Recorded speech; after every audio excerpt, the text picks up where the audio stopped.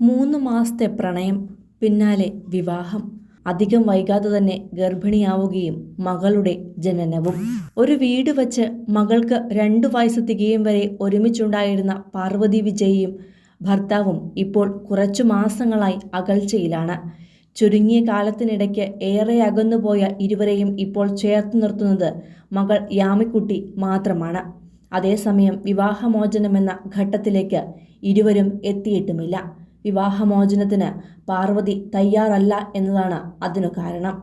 ഏതാനും ദിവസങ്ങൾക്ക് മുന്നെയായിരുന്നു ഇവരുടെ മകളുടെ 3ാം പിറന്നാൾ.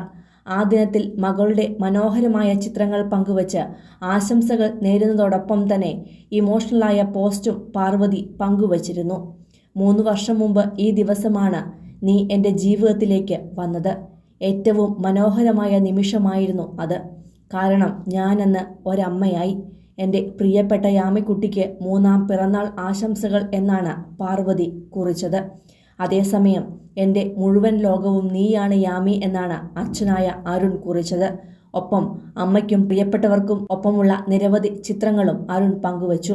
പിന്നാലെയാണ് മകളുടെ കുഞ്ഞു പിറന്നാൾ ആഘോഷം പാർവതി സ്വന്തം വീട്ടിൽ വച്ചു തന്നെ നടത്തിയത്.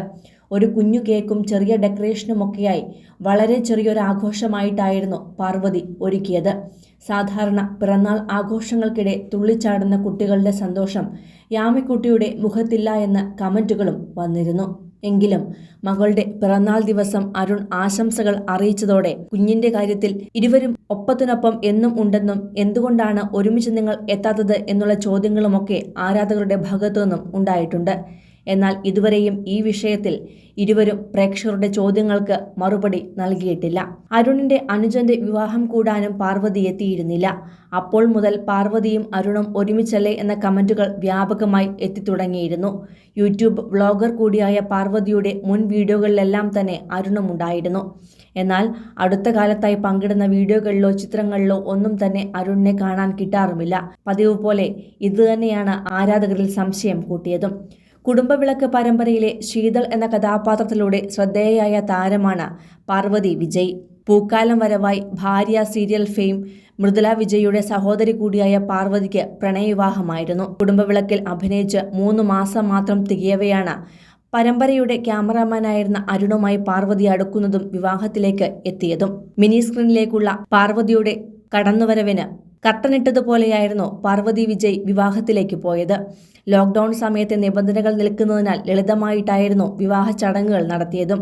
അധികം വൈകാതെ തന്നെ ഇരുവർക്കും കൺമണിയും ജനിച്ചു. അടുത്തിടെയാണ് വിവാഹത്തിന് ശേഷം അഭിനയത്തിലേക്ക് പാർവതി തിരിച്ചെത്തിയത്.